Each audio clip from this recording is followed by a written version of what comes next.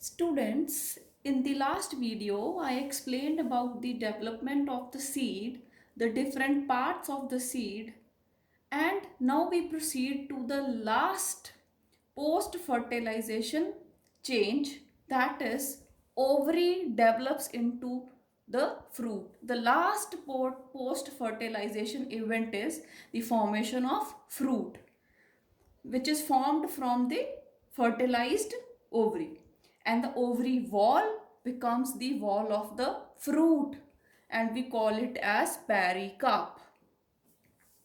Okay, now beta, the fruits are of two types on the basis कि वो किस part तो बने हैं.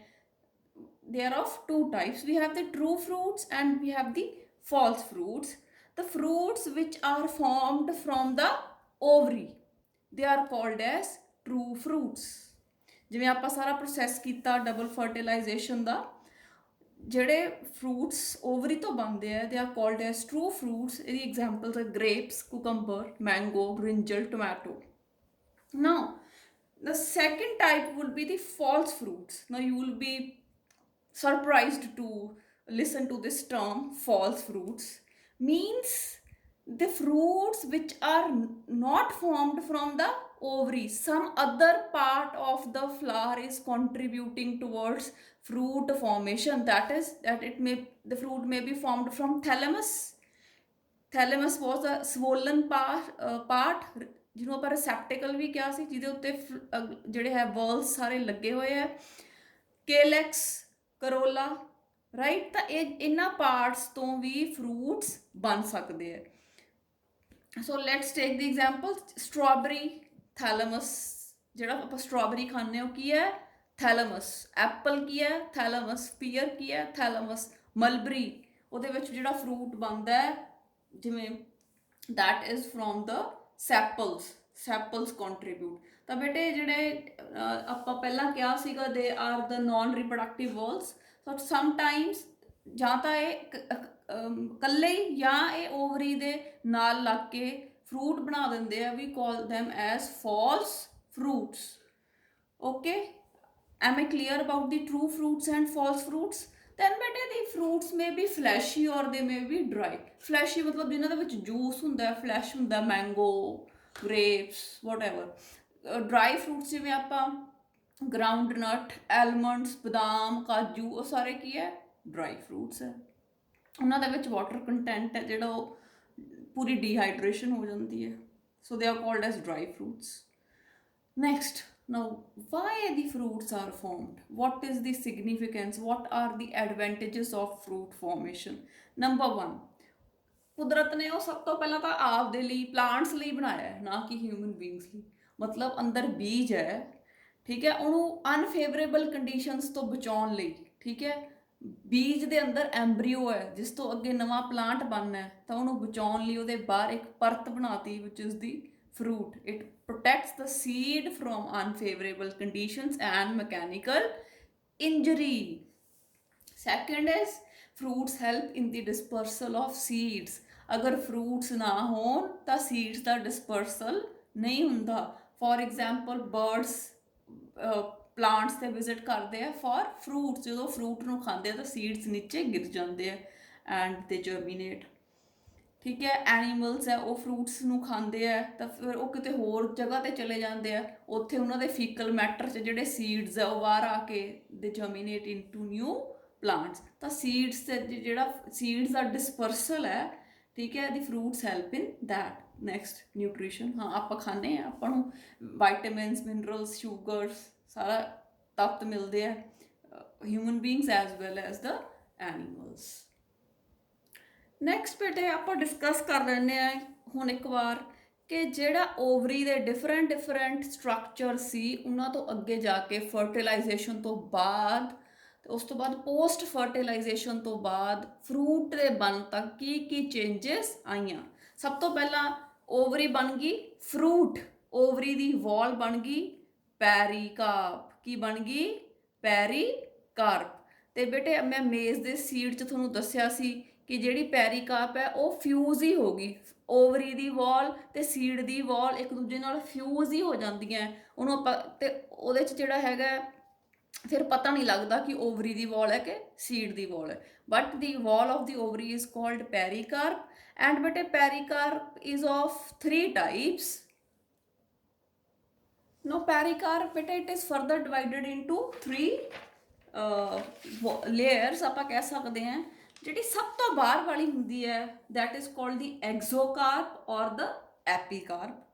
ਉਹਦੇ ਅੰਦਰ ਮੀਜ਼ੋਕਾਰਪ, ਤੇ ਜਿਹੜੀ ਬੀਜ ਦੇ ਨਾਲ ਬਿਲਕੁਲ ਲੇਅਰ ਹੁੰਦੀ ਹੈ ਦੈਟ ਇਜ਼ ਕਾਲਡ ਦ ਐਂਡੋਕਾਰਪ। ਤਾਂ ਜਿਹੜੀ ਪੈਰੀਕਾਰਪ ਹੈ ਲੇਅਰ ਹੈ, ਠੀਕ ਹੈ, it is further divided into 3 ਐਗਜ਼ੋਕਾਰਪ, ਮੀਜ਼ੋਕਾਰਪ, ਐਂਡੋਕਾਰਪ। ਸਭ ਤੋਂ ਬਾਹਰਲੀ ਐਗਜ਼ੋ, ਵਿਚਕਾਰ ਵਾਲੀ ਮੀਜ਼ੋ, ਤੇ ਸਭ ਤੋਂ ਅੰਦਰਲੀ ਐਂਡੋਕਾਰਪ। ਨੈਕਸਟ ਬੇਟੇ ਜਿਹੜਾ ਅਵਿਊਲ ਹੈ, ਫਰਟੀਲਾਈਜ਼ਡ ਅਵਿਊਲ, ਠੀਕ ਹੈ, ਉਹ ਬਣਾ ਦਿੰਦਾ ਬੇਟੇ ਸੀਡ। ਵੱਡਾ ਹੋ ਕੇ ਬਣਾ ਦਿੰਦਾ ਸੀਡ, ਤੇ ਸੀਡ ਦੇ ਵਿੱਚ ਹੀ ਬੇਟੇ ਪਿਆ ਹੁੰਦਾ ਐਂਬਰੀਓ, ਦੀ ਫਿਊਚਰ ਪਲਾਂਟ। ਫਿਰ ਬੇਟੇ ਫਿਊਨੀਕੁਲਸ ਸੀਗੀ, ਠੀਕ ਹੈ, ਉਹ ਬਣਾ ਦਿੰਦੀ ਹੈ ਬੇਟੇ stalk of the seed. Hilum as it is hilum ਹੀ ਰਹਿ ਜਾਂਦਾ ਐਜ਼ ਅ ਸਕਾਰ, ਆਪਾਂ ਡਿਸਕਸ ਕਰ ਚੁੱਕੇ ਹਾਂ। ਨਿਊਸੈਲਸ ਕਈ ਵਾਰ ਤਾਂ ਕੰਪਲੀਟਲੀ ਯੂਜ਼ ਹੋ ਜਾਂਦਾ, ਤੇ ਕੁਛ ਸੀਡਸ ਦੇ ਵਿੱਚ ਨਿਊਸੈਲਸ ਪਰਸਿਸਟੈਂਟ ਰਹਿ ਜਾਂਦਾ ਜਾਂ ਰਹਿ ਜਾਂਦਾ। ਜਿਵੇਂ ਆਪਾਂ ਦੱਸਿਆ ਸੀ ਬਲੈਕ ਪੈਪਰ, ਤਾਂ ਵੀ call it as perisperm. Micropyle ਬੇਟੇ it remains as it is, ਉਹ ਮਾਈਕਰੋਪਾਈਲ ਹੀ ਰਹਿ ਜਾਂਦਾ। And it helps in the exchange of oxygen and water during the germination of the seed. Outer integument ਨੇ hard protective covering ਬਣਾਈ ਸੀ ਟੈਸਟਾ, inner ਇੰਟੈਗੂਮੈਂਟ ਨੇ ਬਣਾਇਆ ਸੀ ਟੈਗਮੈਨ। ਟੈਗਮੈਨ ਜ਼ਰੂਰੀ ਨਹੀਂ ਸਾਰੇ ਸੀਡਸ ਦੇ ਵਿੱਚ ਹੋਵੇ। ਸਪੋਜ਼ ਆਪਾਂ ਇਹ ਵੀ ਕਿਹਾ ਸੀ ਕਿ ਕਈ ਵਾਰ ਇੰਟੈਗੂਮੈਂਟ ਹੀ ਇੱਕ ਹੁੰਦਾ, ਠੀਕ ਹੈ, ਯੂਨਿਟ ਟੈਗਮਿਕ ਅਵਿਊਲਸ ਵੀ ਹੁੰਦੇ ਆ, ਤਾਂ ਫਿਰ ਉਹ ਇਕੱਲਾ ਟੈਸਟਾ ਬਣਦਾ। So testa and tegmen, they are together called as seed coat, and their function is the protection of the embryo. Embryo sac degenerate ਕਰ ਜਾਂਦਾ, ਐਂਟੀਪੋਡਲਸ ਦਾ ਕੋਈ ਕੰਮ ਨਹੀਂ, ਡੀਜਨਰੇਟ ਕਰਕੇ ਆਪਦਾ ਨਿਊਟ੍ਰੀਸ਼ਨ ਦੇ ਜਾਂਦੇ ਆ to the developing ਐਂਬਰੀਓ। Egg cells ਸੀਗੇ ਜਿਹੜੇ, ਉਹ ਵੀ ਡੀਜਨਰੇਟ ਹੋ ਗਿਆ ਕਿਉਂਕਿ ਉਹਦੀ ਫਿਊਜ਼ਨ ਹੀ ਹੋ ਗਈ। ਜਿਹੜਾ ਸਕੈਂਡਰੀ ਨਿਊਕਲੀਅਸ ਸੀ ਉਹਨੇ ਬੇਟੇ ਐਂਡੋਸਪਰਮ ਬਣਾਤਾ। ਐਂਡੋਸਪਰਮ ਇਜ਼ ਦੀ ਨਿਊਟ੍ਰੀਟਿਵ ਟਿਸ਼ੂ, ਉਹਨੇ ਸਾਰਾ ਐਂਡੋਸਪਰਮ ਦਿੱਤਾ। ਆਪਾਂ ਦੇਖਿਆ ਕਿਵੇਂ ਡਾਈਕॉट ਜਿਹੜਾ ਐਂਬਰੀਓ ਹੈ ਉਹ ਜਿਹੜਾ ਨਿਊਟ੍ਰੀਸ਼ਨ ਲੈਣ ਲਈ ਐਂਡੋਸਪਰਮ ਤੱਕ ਵੱਧਦਾ। With this we finish up with all the 4 post fertilization events, and next beta we have some 3 small topics which we have to discuss, and these terms you must remember, they are in the form of definitions, they are mostly asked in the exams. Now the first is artificial hybridization। ਬੇਟੇ ਆਪਾਂ ਕੀਤਾ ਵੀ ਕੁਦਰਤ ਦੇ ਵਿੱਚ self pollination ਹੋ ਜਾਂਦੀ ਹੈ, ਤੇ ਆਪਾਂ ਕੀਤਾ ਕ੍ਰੋਸ ਪੋਲੀਨੇਸ਼ਨ ਹੋ ਜਾਂਦੀ ਹੈ, ਤੇ ਨਵੇਂ ਸੀਡਸ ਤੇ ਫਰੂਟਸ ਬਣ ਜਾਂਦੇ। ਪਰ ਮਨੁੱਖ ਚਾਹੁੰਦਾ ਹੈ ਕਿ ਉਹਦੇ ਹਿਸਾਬ ਨਾਲ ਜਿਹੜਾ ਹੈ, ਉਸਦੇ ਹਿਸਾਬ ਦੇ ਅਕੋਰਡਿੰਗ ਸੀਡਸ ਤੇ ਫਰੂਟਸ ਪੈਦਾ ਹੋਣ, ਪੈਦਾਵਾਰ ਵਧੇ। ਤਾਂ ਇਸ ਕਰਕੇ ਬੇਟੇ ਜਿਹੜਾ ਹੈ ਹਿਊਮਨਸ ਹੈ ਜਿਹੜੇ, ਉਹ ਖੁਦ ਕ੍ਰੋਸਿੰਗ ਕਰਾਉਂਦੇ ਆ, ਖੁਦ ਪੋਲਨ ਗ੍ਰੇਨਸ ਨੂੰ ਸਟਿਗਮਾ ਤੇ ਉੱਤੇ ਰੱਖਦੇ ਆ, ਤਾਂ ਕਿ ਜਿਸ ਤਰ੍ਹਾਂ ਦਾ ਪੌਦਾ ਆਪਾਂ ਚਾਹੁੰਦੇ ਆ, ਜਿਸ ਤਰ੍ਹਾਂ ਦੇ ਕਰੈਕਟਰਸ ਆਪਾਂ ਚਾਹੁੰਦੇ ਆ ਉਹਦੇ ਫਰੂਟ ਚਾਉਣ, ਉਹਦੇ ਸੀਡਸ ਚਾਉਣ, ਤਾਂ ਕਿ ਉਹ ਜਿਹੜੇ ਹੈਗੇ ਆ ਉਹਦੇ ਵਿੱਚ ਪਾਏ ਜਾ ਸਕਣ, ਉਹਦੇ ਵਿੱਚ ਇਨਸਰਟ ਕੀਤੇ ਜਾ ਸਕਣ। ਤਾਂ ਉਹਦੇ ਲਈ ਬੇਟੇ ਫਿਰ ਦਾ process is artificial hybridisation. Human performed crossing of 2 different plants. ਮਤਲਬ ਉੱਥੇ ਤਾਂ ਆਪਾਂ ਏਜੰਸੀਜ਼ ਕੀਤੀਆਂ ਸੀ ਨਾ ਵੀ ਵਿੰਡ ਦੇ ਰਾਹੀਂ ਜਾਂ ਬਰਡਸ ਦੇ ਰਾਹੀਂ ਜਾਂ ਕਿਵੇਂ ਵੀ, ਇੱਥੇ ਹਿਊਮਨ ਬੀਇੰਗਸ ਕਰਨਗੇ। Human performed crossing of 2 different plants having good traits to obtain superior variety। ਫਿਰ ਬੇਟੇ ਹਿਊਮਨ ਬੀਇੰਗਸ ਜਦੋਂ ਕਰਨਗੇ ਤਾਂ ਆਪਾਂ ਪੋਲਨ ਗ੍ਰੇਨਸ ਵੀ ਇੱਕ ਅੱਛੇ ਪਲਾਂਟ ਤੇ ਲਵਾਂਗੇ ਜਿਹਦੀ ਕੋਈ ਖਾਸੀਅਤ ਹੋਊਗੀ, ਠੀਕ ਹੈ। ਤੇ ਜਿਹੜਾ ਐਗ ਲਵਾਂਗੇ ਜਾਂ ਜਿਹੜਾ ਸਟਿਗਮਾ ਯੂਜ਼ ਕਰਾਂਗੇ ਤਾਂ ਉਹ ਵੀ ਕਿਸੇ ਖਾਸ ਪਲਾਂਟ ਦਾ ਯੂਜ਼ ਕਰਾਂਗੇ ਜਿਹਦੇ ਕੋਲੇ ਬਹੁਤ ਅੱਛੀਆਂ ਕੁਆਲਿਟੀਜ਼ ਹੋਣਗੀਆਂ, ਤਾਂ ਕਿ ਦੋਨਾਂ ਨੂੰ ਮਿਲਾ ਕੇ ਆਪਾਂ ਇੱਕ ਸੁਪੀਰੀਅਰ ਵੈਰਾਈਟੀ ਬਣਾ ਸਕੀਏ, ਜਿਹਨੂੰ ਬਹੁਤ ਅੱਛੇ ਜਿਹੜੇ ਹੈਗੇ ਆ ਫਲਾਵਰਸ ਲੱਗਣ, ਜਾਂ ਅੱਛੇ ਸੀਡਸ ਬਣ, ਜਾਂ ਅੱਛੇ ਫਰੂਟਸ ਬਣ, ਠੀਕ ਹੈ, ਫਰੂਟਸ ਅੱਛੇ ਕੁਆਲਿਟੀ ਉਹਨਾਂ ਦੀ ਅੱਛੀ ਹੋਵੇ। ਸੋ ਇਹ ਜਿਹੜਾ ਐਕਸਪੈਰੀਮੈਂਟ ਕੀਤਾ ਜਾਂਦਾ by human beings to produce superior varieties of plants is called as artificial hybridization। Hybrid ਪੈਦਾ ਕਰਨਾ ਹੈ, ਮਤਲਬ 2 ਚੀਜ਼ਾਂ ਨੂੰ ਲੈ ਕੇ ਉਹਨਾਂ ਤੋਂ ਇੱਕ ਅੱਛੀ ਸੁਪੀਰੀਅਰ ਕੁਆਲਿਟੀਜ਼ ਵਾਲਾ ਜਿਹੜਾ ਟ੍ਰੇਟਸ ਲੈ ਕੇ ਉਹਨਾਂ ਤੋਂ ਇੱਕ ਸੁਪੀਰੀਅਰ ਵਾਲਾ ਜਿਹੜਾ ਹੈ ਪਲਾਂਟ ਪ੍ਰੋਡਿਊਸ ਕਰਨਾ ਹੈ। And this is used by the plant ਬਰੀਡਰਸ for crop improvement, ਤਾਂ ਕਿ ਨਸਲਾਂ ਪੌਦਿਆਂ ਦੀਆਂ ਨਸਲਾਂ ਨੂੰ ਸੁਧਾਰਿਆ ਜਾ ਸਕੇ। ਹੁਣ ਬੇਟੇ ਜਿਹੜੀ ਆਰਟੀਫਿਸ਼ੀਅਲ ਹਾਈਬ੍ਰਿਡਾਈਜੇਸ਼ਨ ਹੁੰਦੀ ਹੈ ਇਹਦੇ 'ਚ 2 ਸਟੈਪਸ ਕਰਦੇ ਆ ਜਦੋਂ ਇਹ ਪਰਫਾਰਮ ਕਰਦੇ ਆ ਐਕਸਪੈਰੀਮੈਂਟ। ਸਭ ਤੋਂ ਪਹਿਲਾਂ ਬੇਟੇ ਈਮੈਸਕੂਲੇਸ਼ਨ। ਈਮੈਸਕੂਲੇਸ਼ਨ ਮੀਨਸ ਈ ਮੀਨਸ ਰਿਮੂਵਿੰਗ, ਮੈਸਕੂਲੇਸ਼ਨ ਮੀਨਸ ਦੀ ਮੇਲ ਪਾਰਟ। ਹੁਣ ਮੇਲ ਪਾਰਟ ਫਲਾਰ 'ਚ ਕਿਹੜਾ ਹੁੰਦਾ, ਸਟੇਮਨ ਜਾਂ ਐਂਥਰਸ। ਐਂਥਰਸ ਦੇ ਅੰਦਰ ਹੀ ਪੋਲਨ ਗ੍ਰੇਨਸ ਬਣਦੇ ਆ, ਤਾਂ ਬੇਟੇ ਆਪਾਂ ਐਂਥਰਸ ਰਿਮੂਵ ਕਰ ਦਿੰਦੇ ਆ from and the bud stage. Suppose ਹੁੰਦਾ ਕੀ ਹੈ, ਸਪੋਜ਼ ਫਲਾਰ ਜਿਹੜਾ ਖਿਲ ਗਿਆ, ਠੀਕ ਹੈ, ਉਹਦੇ 'ਚ ਐਂਥਰਸ ਪਏ ਹੈ, ਐਂਥਰਸ ਦੇ ਵਿੱਚ ਪੋਲਨ ਗ੍ਰੇਨ ਬਣ ਗਏ ਤੇ ਨੇੜੇ ਹੀ ਸਟਿਗਮਾ ਪਿਆ, ਤਾਂ ਉਹ ਆਪਸ ਵਿੱਚ ਪੋਲੀਨੇਸ਼ਨ ਕਰ ਲੂਗਾ, ਸੈਲਫ ਪੋਲੀਨੇਸ਼ਨ ਹੀ ਕਰ ਲੂਗਾ। ਤਾਂ ਆਪਾਂ ਇਸ ਚੀਜ਼ ਨੂੰ ਰੋਕਣਾ ਹੈ, ਆਪਾਂ ਪੋਲੀਨੇਸ਼ਨ ਕਰਾਉਣੀ ਹੈ ਜਿਸ ਤਰ੍ਹਾਂ ਦਾ ਪਲਾਂਟ ਆਪਾਂ ਚੂਜ਼ ਕੀਤਾ ਕਿ ਇਹਦੇ ਪੋਲਨ ਗ੍ਰੇਨਸ ਨਾਲ ਇਸ ਪਰਟੀਕੂਲਰ ਫਲਾਰ ਦੇ ਸਟਿਗਮਾ ਦੇ ਉੱਤੇ ਪਾਉਣੇ ਆ। ਤਾਂ ਉਹਦੇ ਬੇਟੇ ਫਿਰ ਐਂਥਰਸ ਰਿਮੂਵ ਕਰ ਦਿੰਦੇ ਆ ਬਡ ਸਟੇਜ ਤੇ। ਬਡ ਸਟੇਜ ਤੇ ਮਤਲਬ ਜਦੋਂ ਹਜੇ ਐਂਥਰ ਡੀਹਾਈਸੈਂਸ ਨਹੀਂ ਕੀਤਾ ਹੁੰਦਾ, ਮਤਲਬ ਐਂਥਰ ਦੇ ਵਿੱਚ ਪੋਲਨ ਗ੍ਰੇਨਸ ਨਹੀਂ ਬਣੇ ਹੁੰਦੇ, ਕਿਉਂਕਿ ਜੋ ਬਣ ਕੇ ਤਾਂ ਉਹ ਫਿਰ ਫਟ ਜਾਣਾ, ਡੀਹਾਈਸੈਂਸ ਹੋ ਜਾਣੀ ਹੈ। ਤਾਂ ਉਸ ਤੋਂ ਪਹਿਲਾਂ ਜਿਹੜੇ ਹੈ ਐਂਥਰਸ ਰਿਮੂਵ ਕਰ ਦਿੱਤੇ ਜਾਂਦੇ ਤਾਂ ਕਿ ਸੈਲਫ ਪੋਲੀਨੇਸ਼ਨ ਦੇ ਚਾਂਸਿਸ ਖਤਮ ਕੀਤੇ ਜਾ ਸਕਣ। ਹੁਣ ਬੇਟੇ ਜਿਹੜੇ ਯੂਨੀਸੈਕਸ਼ੁਅਲ ਫਲਾਰ ਹੈ, ਮਤਲਬ ਜਿਨ੍ਹਾਂ ਦੇ ਵਿੱਚ ਸਿਰਫ ਐਂਥਰਸ ਹੀ ਪਏ ਹੈ, ਵਨ ਸੈਕਸ ਹੀ ਪਿਆ, ਠੀਕ ਹੈ, ਤਾਂ ਉਹਨਾਂ ਦੇ ਵਿੱਚ ਈਮੈਸਕੂਲੇਸ਼ਨ ਕਰਨ ਦੀ ਜ਼ਰੂਰਤ ਨਹੀਂ ਪੈਂਦੀ ਕਿਉਂਕਿ ਉਹਨਾਂ ਦੇ ਵਿੱਚ ਸੈਲਫ ਪੋਲੀਨੇਸ਼ਨ ਨਹੀਂ ਹੁੰਦੀ। ਹੁਣ ਬੇਟੇ ਆਪਾਂ ਐਂਥਰਸ ਤਾਂ ਰਿਮੂਵ ਕਰਤੇ, ਤਾਂ ਫਲਾਰ ਦੇ ਵਿੱਚ ਸਿਰਫ ਗਾਈਨੋਸ਼ੀਅਮ ਰਹਿ ਗਿਆ, ਸਿਰਫ ਫੀਮੇਲ ਪਾਰਟ ਹੈ ਜਿਹੜਾ ਉਹ ਰਹਿ ਗਿਆ।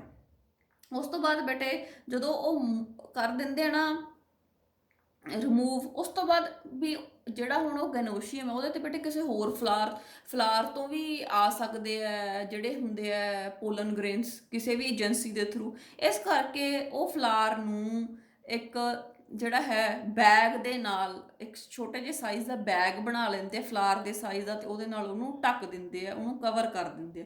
ਉਹ ਜਿਹੜਾ ਬੈਗ ਹੈ ਬੇਟੇ ਉਹ ਬਟਰ ਪੇਪਰ ਦਾ ਬਣਿਆ ਹੁੰਦਾ, ਜਿਵੇਂ ਤੁਹਾਡਾ ਉਹ ਹੁੰਦਾ ਨਾ ਆਪਾਂ ਉਹਦੇ ਨਾਲ ਟਰੇਸ ਕਰਦੇ ਹਾਂ, ਟਰੇਸ ਪੇਪਰ, ਉਸ ਟਾਈਪ ਦਾ ਪੇਪਰ ਹੁੰਦਾ, that is called the butter paper. ਉਹਦਾ ਛੋਟਾ ਜਿਹਾ ਲਿਫਾਫਾ ਬਣਾ ਕੇ ਫਲਾਰ ਦੇ ਉੱਤੇ ਫਲਾਰ ਨੂੰ ਉਹਦੇ ਨਾਲ ਕਵਰ ਕਰ ਦਿੰਦੇ ਆ ਤਾਂ ਕਿ ਕਿਤੋਂ ਹੋਰ ਪੋਲਨ ਗ੍ਰੇਨ ਉੱਡ ਕੇ ਆ ਕੇ ਤੇ ਸਟਿਗਮਾ ਦੇ ਉੱਤੇ ਲੈਂਡ ਨਾ ਕਰ ਜੇ ਤੇ ਉਸ ਤੋਂ ਬਾਅਦ ਫਰਟੀਲਾਈਜ਼ ਨਾ ਕਰ ਦੇ, ਠੀਕ ਹੈ। ਉਸ ਤੋਂ ਬਾਅਦ ਫਿਰ ਕੀ ਕੀਤਾ ਜਾਂਦਾ ਹੈ, ਜਦੋਂ ਸਟਿਗਮਾ ਮੈਚਿਓਰ ਹੋ ਗਿਆ, ਠੀਕ ਹੈ, ਤਾਂ ਬੈਗ ਰਿਮੂਵ ਕਰਕੇ ਉਹਦੇ ਉੱਤੇ ਡਿਜ਼ਾਇਰਡ ਵੈਰਾਈਟੀ ਦੇ ਪੋਲਨ ਗ੍ਰੇਨ ਸੀ ਉਹਦੇ ਉੱਤੇ ਡਸਟ ਕਰ ਦਿੱਤੇ ਜਾਂਦੇ ਥਰੂ ਅ ਬ੍ਰਸ਼ ਨਾਲ। ਉੱਥੋਂ ਪੋਲਨ ਗ੍ਰੇਨਸ ਲੈ ਕੇ ਐਂਥਰ ਤੋਂ ਐਂਡ ਦੇ ਆਰ ਡਸਟਡ ਉਹਦੇ ਉੱਤੇ ਸਟਿਗਮਾ ਦੇ ਉੱਤੇ ਰੱਖ ਦਿੰਦੇ ਆ, ਠੀਕ ਹੈ। ਤਾਂ ਜਦੋਂ ਰੱਖ ਦਿੰਦੇ ਆ ਬੇਟੇ ਉਸ ਤੋਂ ਬਾਅਦ ਉਹਨੂੰ ਫੇਰ ਜਿਹੜਾ ਹੈ ਫਿਰ ਉਹਦੇ ਉੱਤੇ ਉਹ ਲਿਫਾਫਾ ਜਿਹੜਾ ਹੈ ਉਹਨੂੰ ਚੜਾ ਦਿੰਦੇ ਆ ਬੈਗ ਨੂੰ ਤਾਂ ਕਿ ਜਿਹੜਾ ਹੈ ਚੰਗੀ ਤਰ੍ਹਾਂ ਫਰਟੀਲਾਈਜੇਸ਼ਨ ਹੋ ਸਕੇ, ਠੀਕ ਹੈ। ਕਈ ਵਾਰ ਇਹ ਨਾ ਹੋਵੇ ਕਿ ਆਪਾਂ ਪੋਲਨ ਗ੍ਰੇਨਸ ਤਾਂ ਰੱਖਤੇ ਪਰ ਆਪਾਂ ਕਵਰ ਨਹੀਂ ਕੀਤਾ, ਸਪੋਜ਼ ਕੋਈ ਹੋਰ ਪੋਲਨ ਗ੍ਰੇਨ ਆ ਕੇ ਆਪਣੇ ਜਿਹੜੇ ਪੋਲਨ ਗ੍ਰੇਨ ਰੱਖੇ ਉਹਨਾਂ ਤੋਂ ਪਹਿਲਾਂ ਹੀ ਫਰਟੀਲਾਈਜੇਸ਼ਨ ਕਰ ਦੇ ਤਾਂ ਸਟਿਲ ਖਤਰਾ ਹੈ। ਤਾਂ ਫਿਰ ਉਹਨੂੰ ਰੀਬੈਗਿੰਗ ਕਰ ਦਿੰਦੇ ਆ। ਇੱਕ ਵਾਰੀ ਬੈਗ ਚੜਾਤਾ, ਫਿਰ ਲਾਇਆ, ਪੋਲੀਨੇਸ਼ਨ ਕੀਤੀ, ਫਿਰ ਦੁਬਾਰਾ ਚੜਾਤਾ bag, that is called as rebagging, ਠੀਕ ਹੈ। ਫਿਰ ਬੈਗ ਉਹਨਾਂ ਚਿਰ ਚੜਿਆ ਰਹਿੰਦਾ ਜਿੰਨਾ ਚਿਰ ਜਿਹੜਾ ਫਰੂਟ ਹੈ ਉਹ ਪੱਕਣੇ ਸ਼ੁਰੂ ਨਹੀਂ ਹੁੰਦੇ। This is what is the artificial hybridisation. Next we have the parthenocarpy. Now it is very important topic and ਇਹ ਹੈ ਕੀ, what it is।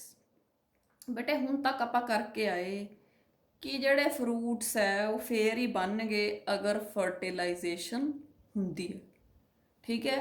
ਫਰਟੀਲਾਈਜੇਸ਼ਨ ਤਾਂ ਹੀ ਹੋਊ ਅਗਰ ਪੋਲੀਨੇਸ਼ਨ ਹੋ। ਪਰ ਬੇਟੇ ਕਈ ਪਲਾਂਟਸ ਦੇ ਵਿੱਚ, ਠੀਕ ਹੈ, ਜਿਹੜਾ ਹੈ ਫਰੂਟਸ ਬਿਨਾਂ ਫਰਟੀਲਾਈਜੇਸ਼ਨ ਤੋਂ ਹੀ ਜਿਹੜਾ ਹੈ ਬਣ ਜਾਂਦੇ ਆ, formation of fruits without fertilisation. ਤੇ ਬੇਟੇ ਫਿਰ ਜਿਹੜੇ ਫਰੂਟਸ ਹੁੰਦੇ ਇਹਨਾਂ ਦੇ ਵਿੱਚ ਸੀਡਸ ਨਹੀਂ ਹੁੰਦੇ ਕਿਉਂਕਿ ਫਰਟੀਲਾਈਜੇਸ਼ਨ ਨਹੀਂ ਹੁੰਦੀ। ਤਾਂ ਇਹ ਬੇਟੇ ਪਾਰਥੀਨੋਕਾਰਪੀ ਹੈ ਜਿਹੜੀ, ਇਹ ਪਲਾਂਟਸ ਦੇ ਵਿੱਚ ਕਰਾ ਦਿੱਤੀ ਜਾਂਦੀ ਹੈ ਤਾਂ ਕਿ ਜਿਹੜੀ ਹੈ ਬੀਜਾਂ ਤੋਂ ਛੁਟਕਾਰਾ ਪੈ ਸਕੇ। ਜਿਵੇਂ ਹੁਣ ਵਾਟਰਮੈਲਨ ਹੈ, ਠੀਕ ਹੈ, ਆਪਾਂ ਨੂੰ ਟੇਸਟੀ ਲੱਗਦਾ ਪਰ ਉਹਦੇ ਵਿੱਚ ਇੰਨੇ ਇਰੀਟੈਂਟ ਸੀਡਸ ਹੁੰਦੇ ਆ ਕਿ ਆਪਾਂ ਨੂੰ ਖਿਝ ਆ ਜਾਂਦੀ ਹੈ। ਤਾਂ ਇੱਕ ਇਹੋ ਜਿਹਾ ਵਾਟਰਮੈਲਨ ਹੋਵੇ ਜਿਹਦੇ ਵਿੱਚ ਕੋਈ ਵੀ ਸੀਡ ਨਾ ਹੋਵੇ, ਖਾਣ 'ਚ ਕਿੰਨਾ ਮਜ਼ਾ ਆਊਗਾ।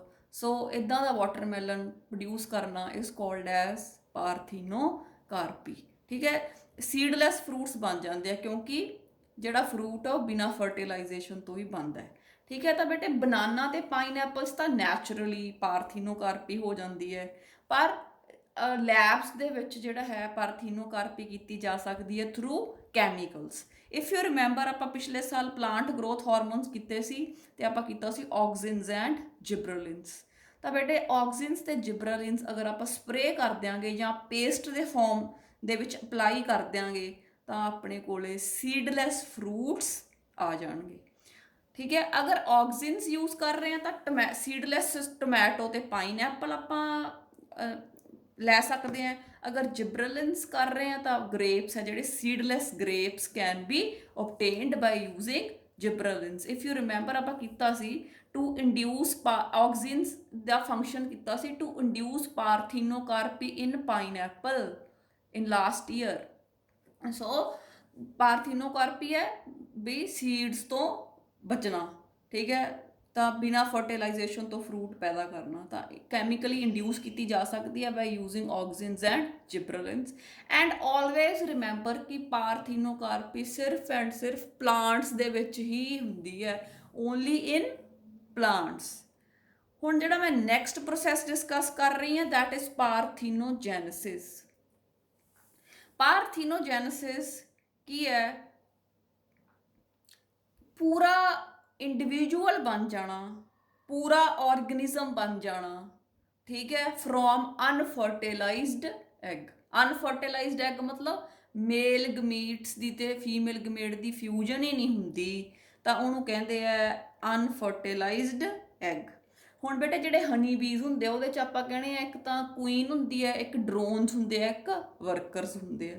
ਜਿਹੜੇ ਡਰੋਨਸ ਹੁੰਦੇ ਆ ਉਹ ਮੇਲਸ ਹੁੰਦੇ ਆ ਤੇ ਉਹ ਬੇਟੇ ਅਨਫਰਟੀਲਾਈਜ਼ਡ ਐਗ ਤੋਂ ਹੀ ਬਣਿਆ। ਜਿਹੜੀ ਹਨੀ ਬੀ ਹੁੰਦੀ ਹੈ ਉਹਦੇ ਵਿੱਚ ਬੇਟੇ ਮਤਲਬ ਕਿ ਜਿਹੜੇ ਸਪਰਮਸ ਹੈ ਉਹਨੂੰ ਸਟੋਰ ਕੀਤਾ ਜਾ ਸਕਦਾ ਹੈ ਤੇ ਇਫ ਦਾ ਜਿਹੜੀ ਹੈਗੀ ਹੈ ਬੀ ਹੈ ਉਹ ਚਾਹੁੰਦੀ ਹੈ ਤਾਂ ਉਹਨਾਂ ਨੂੰ ਫਰਟੀਲਾਈਜ਼ਡ ਵੀ ਪੈਦਾ ਕਰ ਸਕਦੀ ਹੈ ਤੇ ਅਨਫਰਟੀਲਾਈਜ਼ਡ। ਅਗਰ ਤਾਂ ਫਰਟੀਲਾਈਜੇਸ਼ਨ ਹੋ ਜੇ ਕਿ ਐਗਸ ਦੇ ਨਾਲ ਸਪਰਮਸ ਮੀਟ ਕਰ ਜਾਣ ਤਾਂ ਬੇਟੇ ਫੀਮੇਲਸ ਬਣ ਜਾਂਦੀਆਂ ਜਿਹਨਾਂ ਨੂੰ ਆਪਾਂ ਕਹਿੰਦੇ ਆ ਵਰਕਰਸ। ਤੇ ਅਗਰ ਉਹ ਨਾ ਹੋਣ, ਅਨਫਰਟੀਲਾਈਜ਼ਡ ਹੀ ਰਹਿ ਜਾਣ ਤਾਂ ਡਰੋਨਸ ਬਣ ਜਾਂਦੇ ਆ, ਠੀਕ ਹੈ। ਦੇ are the mails and they can mate with the Queen, right. ਤਾਂ ਇੱਕ ਪੂਰਾ ਆਰਗੇਨਿਜ਼ਮ ਬਣ ਜਾਣਾ without fertilisation of the egg. ਤੇ ਬੇਟੇ ਪਲਾਂਟਸ 'ਚ ਵੀ ਹੋ ਸਕਦਾ ਐਂਡ ਐਨੀਮਲਸ ਵੀ ਹੋ ਸਕਦਾ। ਪਲਾਂਟਸ ਕਿਹੜੇ ਕਿਹੜੇ? ਦਤੂਰਾ ਤੁਸੀਂ ਸੁਣਿਆ ਹੋਊਗਾ, solanum, right. These are the plants in which parthenogenesis occurs. ਤਾਂ ਪਾਰਥੀਨੋਕਾਰਪੀ ਤੇ ਪਾਰਥੀਨੋਜੈਨਸਿਸ ਦੇ ਵਿੱਚ ਕਨਫਿਊਜ਼ ਨਹੀਂ ਹੋਣਾ। Parthenocarpy only in plants, parthenogenesis both plants and animals। ਤੇ ਬੇਟੇ ਜਿਹੜੇ ਫਰੂਟਸ ਦੇ ਵਿੱਚ ਪਾਰਥੀਨੋਕਾਰਪੀ ਹੁੰਦੀ ਹੈ ਨਾ ਉਹ ਨਾਰਮਲੀ ਹੁੰਦੇ ਆ, ਪਰ ਜਿਹੜੇ ਆਰਗੇਨਿਜ਼ਮਸ ਦੇ ਵਿੱਚ ਪਾਰਥੀਨੋਜੈਨਸਿਸ ਹੋ ਜਾਂਦੀ ਹੈ ਉਹ ਥੋੜੇ ਜਿਹੇ ਕਮਜ਼ੋਰ ਹੁੰਦੇ, right. So this is about the parthenocarpy and parthenogenesis। I hope both the terms are clear and the difference between both the terms is also clear. Next beta I take up with the apomixis, again very important. Now what is apomixis? The development of seed ਬਣ ਜਾਣਾ without fertilisation. Fertilisation ਹੋਣੀ ਨਾ ਤੇ seed ਬਣ ਜਾਣਾ। ਜਿਹੜਾ word apomixis ਹੈ ਬੇਟੇ it is derived from a Greek word, Greek ਭਾਸ਼ਾ ਦਾ ਇਹ ਸ਼ਬਦ ਹੈ ਜਿਹੜਾ ਹੈ apomixis, where apo means without, mixis mean mixing. ਮਤਲਬ ਗਮੀਟਸ ਮਿਕਸ ਨਹੀਂ ਹੋਏ, ਗਮੀਟਸ ਦੀ ਫਿਊਜ਼ਨ ਨਹੀਂ ਹੋਈ, ਮੇਲ ਗਮੀਟ ਤੇ ਫੀਮੇਲ ਗਮੀਟ ਦੀ ਫਰਟੀਲਾਈਜੇਸ਼ਨ ਨਹੀਂ ਹੋਈ ਤੇ ਜ਼ਾਈਗੋਟ ਨਹੀਂ ਬਣਿਆ, ਠੀਕ ਹੈ। ਇਹਦੇ ਵਿੱਚ ਬੇਟੇ ਫਿਰ ਮਿਓਸਿਸ ਨਹੀਂ ਹੁੰਦੀ, ਮਾਈਟੋਸਿਸ ਹੋ ਜਾਂਦੀ ਹੈ, ਰਾਈਟ। ਇਟ ਇਜ਼ ਮਤਲਬ ਇਹ ਆਪਾਂ ਕਹਾਂਗੇ it is asexual reproduction but it mimics the sexual reproduction। sexual reproduction ਦੀ ਰੀਸ ਕਰਦੀ ਹੈ, actually it is not the sexual reproduction। sexual reproduction ਜਿਹੜੇ ਹੈ ਉਹਦੇ 'ਚ ਆਪਾਂ ਕੀਤਾ ਗਮੀਟ ਫਿਊਜ਼ਨ ਹੁੰਦੀ ਹੈ। ਤਾਂ ਬੇਟੇ ਇੱਦਾਂ ਦਾ ਜਿਹੜਾ ਹੈਗਾ ਪ੍ਰੋਸੈਸ ਹੈ ਜਿਹੜਾ ਐਪੋਮਿਕਸਿਸ, ਇਹ ਬੇਟੇ ਗਰਾਸਿਸ 'ਚ ਹੁੰਦਾ, ਐਸਟੀਰੇਸੀ ਫੈਮਿਲੀ 'ਚ ਹੁੰਦਾ। ਐਸਟੀਰੇਸੀ ਫੈਮਿਲੀ ਨੂੰ ਬੇਟੇ ਪਹਿਲਾਂ ਕੰਪੋਜ਼ਿਟੀ ਕਹਿੰਦੇ ਸੀ। ਇਹਦੇ 'ਚ ਆਪਣਾ ਡੇਲੀਆ, ਕ੍ਰਾਈਸੈਂਥੀਮਮ, ਇਹ ਤੁਸੀਂ ਸੁਣੇ ਹੋਣਗੇ, ਸਨਫਲਾਵਰ, ਇਹ ਆਉਂਦੇ ਆ। ਅਤੇ ਇਹਨਾਂ ਦੇ ਵਿੱਚ ਬੇਟੇ ਐਪੋਮਿਕਸਿਸ ਪਾਈ ਜਾਂਦੀ ਹੈ। ਸੀਡ ਬਣ ਜਾਂਦਾ ਵਿਦਾਊਟ ਫਰਟੀਲਾਈਜੇਸ਼ਨ, ਪਰ ਸੀਡ ਦੇ ਵਿੱਚ ਬੇਟੇ ਐਂਬਰੀਓ ਹੁੰਦਾ ਅਤੇ ਐਂਬਰੀਓ ਅੱਗੇ ਨਵਾਂ ਪਲਾਂਟ ਬਣਾ ਸਕਦਾ। ਓਕੇ, ਫਿਰ ਬੇਟੇ ਜਿਹੜੀ ਐਪੋਮਿਕਸਿਸ ਹੈ ਇਹਨੂੰ ਦੋ ਹੈਡਿੰਗਸ ਦੇ ਅੰਦਰ ਸਟੱਡੀ ਕਰ ਸਕਦੇ ਹਾਂ ਕਿ ਇਹ 2 ਟਾਈਪਸ ਦੀ ਹੈ। ਪਹਿਲੀ ਤਾਂ ਵੈਜੀਟੇਟਿਵ ਪ੍ਰੋਪੇਗੇਸ਼ਨ, ਤੁਸੀਂ ਫਸਟ ਚੈਪਟਰ 'ਚ ਡਿਸਕਸ ਕਰ ਲਿਆ। ਪਲਾਂਟ ਦੇ ਰੂਟ, ਸਟੈਮ, ਲੀਵ ਤੋਂ ਨਵਾਂ ਪਲਾਂਟ ਬਣਾ ਲੈਣਾ, it is called vegetative propagation. And vegetative propagation is a type of apomixis, ਠੀਕ ਹੈ। ਐਂਡ ਦੂਸਰਾ ਹੈਗਾ ਬੇਟੇ ਏ ਗੈਮੋਸਪਰਮੀ। ਹੁਣ ਏ ਗੈਮੋਸਪਰਮੀ ਤਿੰਨ ਵਰਡਸ ਤੋਂ ਬਣਿਆ। ਏ ਗੈਮੋਸਪਰਮੀ ਮੀਨਸ ਏ ਦਾ ਮਤਲਬ ਵਿਦਾਊਟ, ਗੈਮੋ ਦਾ ਮਤਲਬ ਮੈਰਿਜ, ਸਪਰਮੀ ਦਾ ਮਤਲਬ seeds. Without marriage seeds, marriage ਦਾ ਭਾਵ ਹੈ ਇੱਥੇ ਫਰਟੀਲਾਈਜੇਸ਼ਨ, ਵੀ ਫਰਟੀਲਾਈਜੇਸ਼ਨ ਤੋਂ ਬਿਨਾਂ ਹੀ ਸੀਡਸ ਬਣ ਜਾਣੇ, ਠੀਕ ਹੈ। ਪਰ ਉਹ ਸੀਡ ਦੇ ਵਿੱਚ ਐਂਬਰੀਓ ਹੁੰਦਾ। So agamospermy is new embryo is formed without gamete formation. ਬੇਟੇ ਫਿਰ ਜਿਹੜੀ ਏ ਗੈਮੋਸਪਰਮੀ ਹੈ ਉਹਨੂੰ ਅੱਗੇ ਤਿੰਨ ਜਿਹੜੇ ਟਾਈਪਸ ਹੈ, ਉਹਦੇ ਤਿੰਨ ਅੱਗੇ ਟਾਈਪਸ ਹੈ, adventive embryony, parthenogenesis and apospory. Let's talk about the adventive embryony. formation of embryo directly from the nucellus or integuments। Ovule ਦੇ nucellus ਤੋਂ ਹੀ ਐਂਬਰੀਓ ਬਣ ਜੇ, ਠੀਕ ਹੈ। ਉਹ ਸਾਰਾ ਫਰਟੀਲਾਈਜੇਸ਼ਨ ਨਾ ਹੋਵੇ, ਨਿਊਸੈਲਸ ਦੇ ਸੈਲਸ ਤੋਂ ਹੀ ਸਿੱਧਾ ਹੀ ਜਾਂ ਇੰਟੈਗੂਮੈਂਟਸ ਦੇ ਸੈਲਸ ਤੋਂ ਸਿੱਧਾ ਹੀ ਐਂਬਰੀਓ ਬਣ ਜੇ ਜਦੋਂ, ਤਾਂ ਆਪਾਂ ਉਹਨੂੰ ਕਹਿੰਦੇ ਆ ਐਡਵੈਂਟਿਵ ਐਂਬਰੀਓਨੀ। ਤੇ ਇਹ ਬੇਟੇ ਇਹਦੇ ਵਿੱਚ ਫਿਰ ਮਿਓਸਿਸ ਨਹੀਂ ਹੁੰਦੀ ਕਿਉਂਕਿ ਐਗ ਵਗੈਰਾ ਜਿਹੜਾ ਹੈ ਉਹ ਫਿਊਜ਼ ਹੀ ਨਹੀਂ ਹੋਇਆ। ਐਂਡ ਇਹ ਬੇਟੇ ਓਪੰਸ਼ੀਆ 'ਚ ਅਤੇ ਸਿਟਰਸ 'ਚ ਕਾਮਨ ਹੈ। ਤੁਸੀਂ ਦੇਖਿਆ ਹੋਣਾ ਇਹਦੇ 'ਚ ਆਪਾਂ ਦੇਖਿਆ ਹੋਊਗਾ ਕਿ ਸਿਟਰਸ 'ਚ ਕਾਫੀ ਸਾਰਾ ਇਹ ਪ੍ਰੋਸੈਸ ਹੈ ਜਿਹੜਾ ਐਪੋਮਿਕਸਿਸ ਦਾ ਉਹ ਹੋ ਸਕਦਾ ਹੈ।